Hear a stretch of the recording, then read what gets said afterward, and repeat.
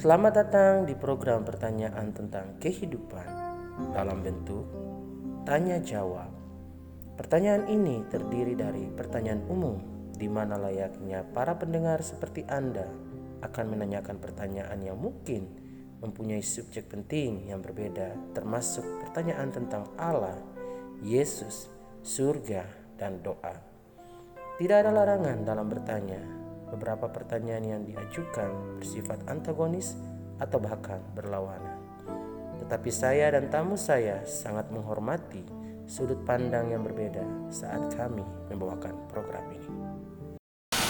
Halo para pendengar, selamat datang dalam acara Pertanyaan tentang Kehidupan atau Questions About Life yang dibawakan oleh CTTW dan Tirta Media.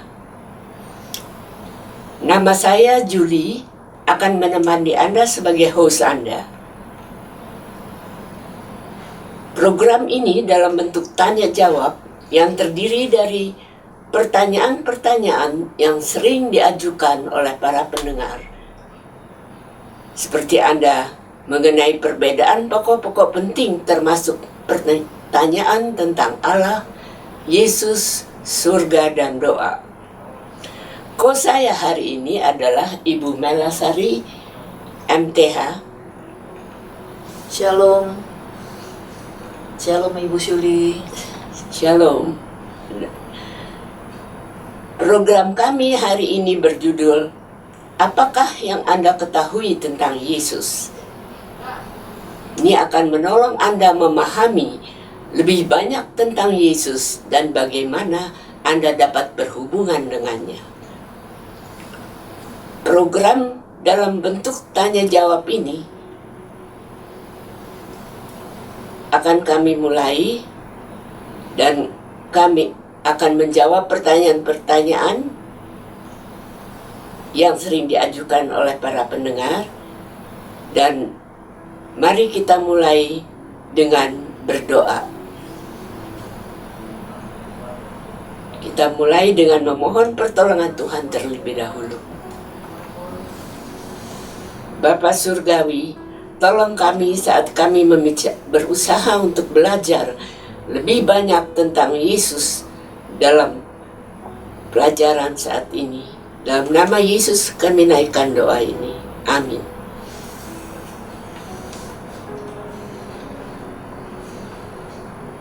Co-host saya Ibu Melasari akan membacakan pertanyaan-pertanyaannya dan saya akan memberikan jawabannya. Mari kita mulai dengan pertanyaan pertama. Ya, ini dari Ibu Gita di Jakarta Selatan. Dikatakan, mengapa orang menyebut Yesus sebagai Kristus?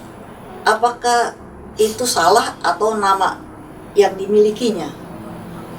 Ya, kata Kristus berarti yang diurapi atau yang terpilih atau Mesias.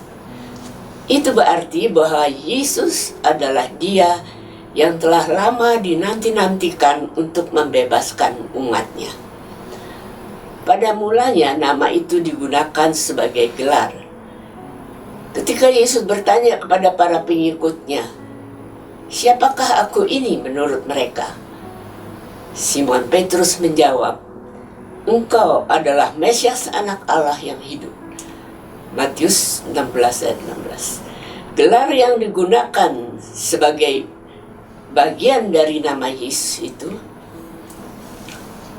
seringkali di dalam Alkitab kita menemukan kata Yesus Kristus, Kristus Yesus, atau Tuhan Yesus Kristus. Dan Kristus digunakan oleh Rasul Paulus yang menyebut dirinya sebagai hamba Kristus Yesus. Rasul Paulus menulis, "Sebab juga Kristus telah mati sekali untuk segala dosa kita. Ia yang benar untuk orang-orang yang tidak benar." Nama Tuhan mengingatkan kita bahwa Yesus adalah guru. Nama Yesus mengingatkan kita bahwa Putra Allah berinkarnasi dan menjadi manusia. Nama Kristus mengingatkan kita bahwa Dia adalah juru selamat yang diutus untuk menyelamatkan kita dari dosa-dosa kita. Ya, sekarang masih pertanyaan dari Ibu Gita. Apakah Tuhan adalah salah satu nama Yesus, Bu Syuri? Ya, istilah Tuhan berarti penguasa atau Tuan. Ketika kita memanggil Yesus Tuhan, kita mengakui bahwa Dia adalah Tuhan kita dan bahwa kita melayani Dia. Saulus dari Tarsus, yang kemudian dikenal sebagai Rasul Paulus, adalah penganiaya terhebat terhadap pengikut Yesus.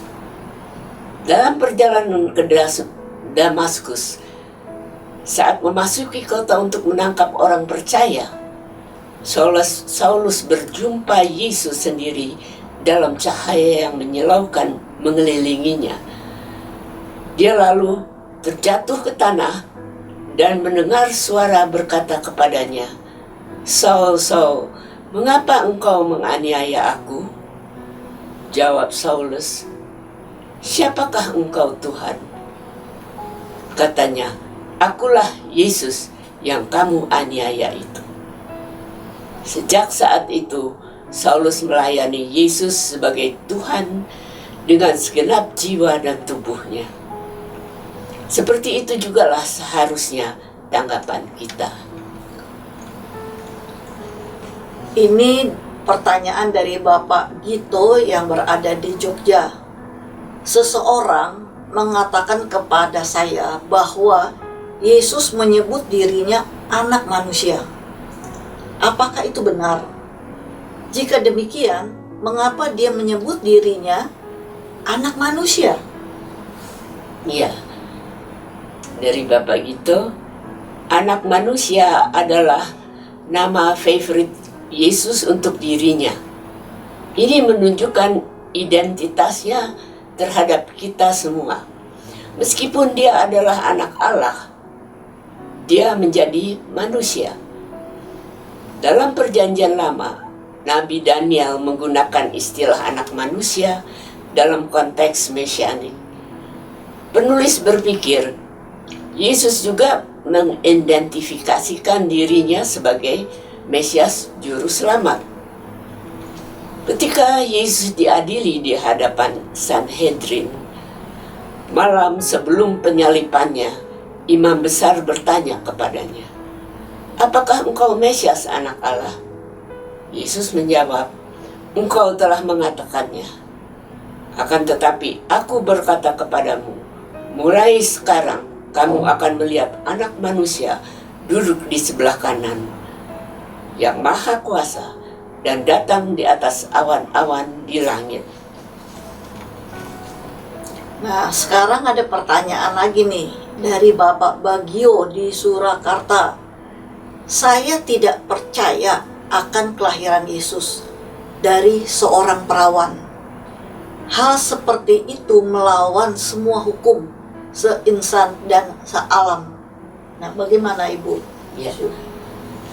Terima kasih Pak Bagio sudah berbagi, dan banyak pula yang berpendapat seperti Anda.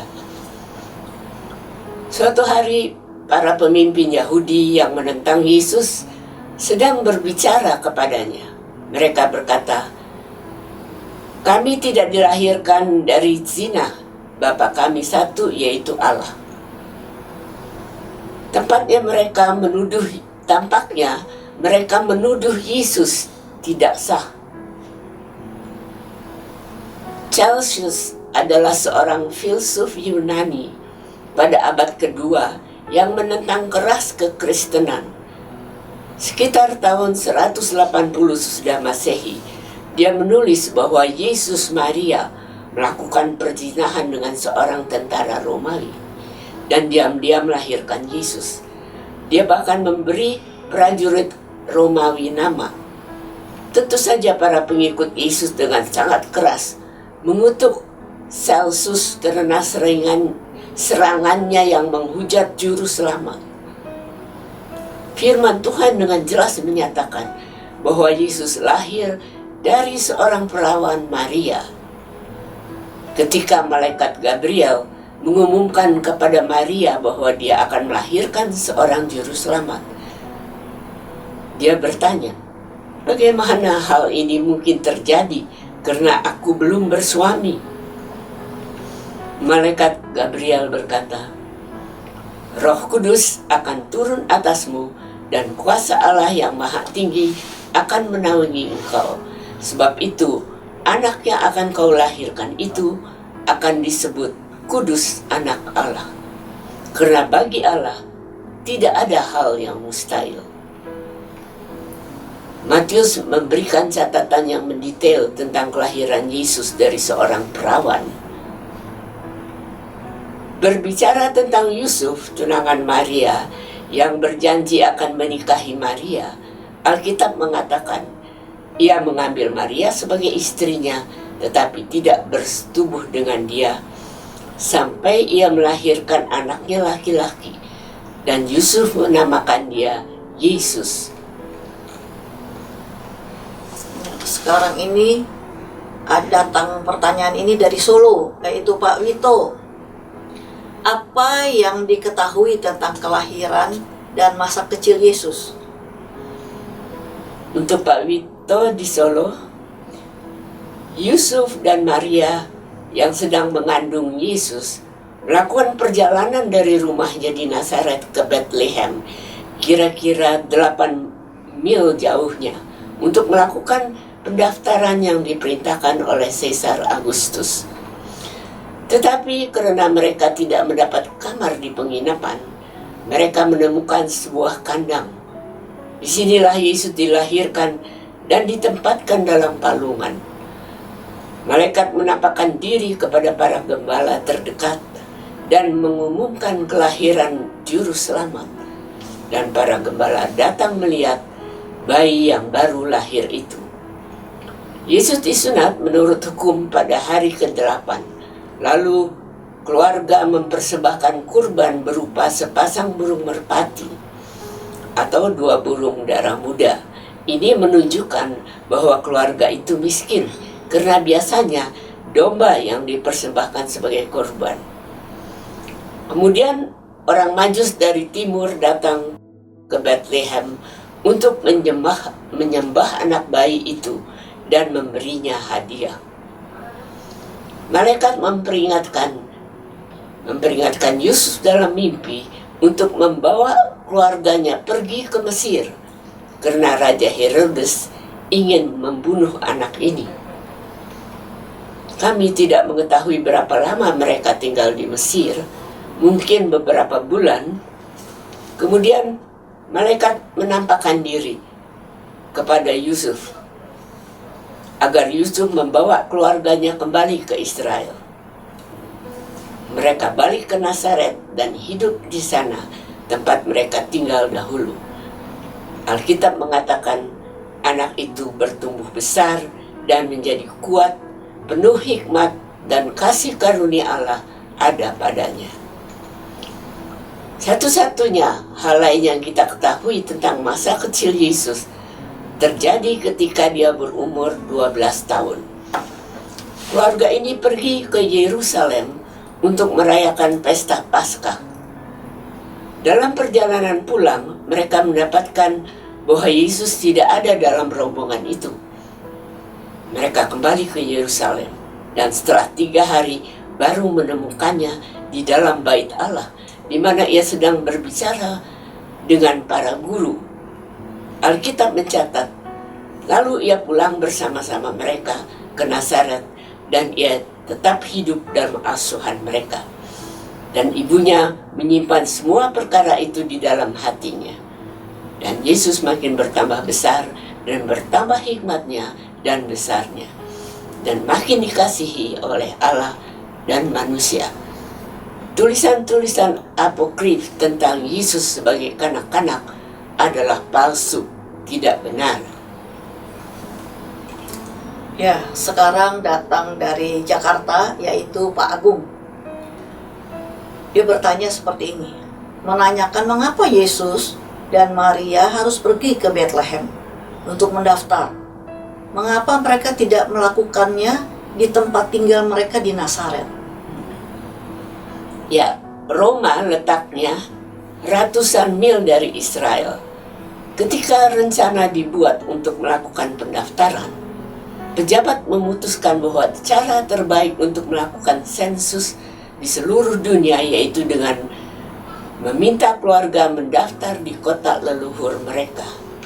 Karena Yusuf adalah keturunan Daud seperti juga Maria, maka mereka pergi ke tempat kelahiran Daud untuk melakukan sensus. Kaisar Agustus tidak mengetahui bahwa yang menandatangani dekret untuk sensus adalah dia yang digunakan oleh Tuhan untuk menggenapi nubuatan. 700 tahun sebelum kelahiran Yesus, Nabi Mika mengeluarkan nubuatan. Tetapi engkau di Bethlehem Efrata, hal yang terkecil di antara kaum-kaum Yehuda, daripadamu akan bangkit bagiku seorang yang akan memerintah Israel, yang permulaannya sudah sejak purbakala, sejak dahulu kala. Firman Allah adalah benar. Kita dapat bergantung sepenuhnya pada Allah dan firman-Nya.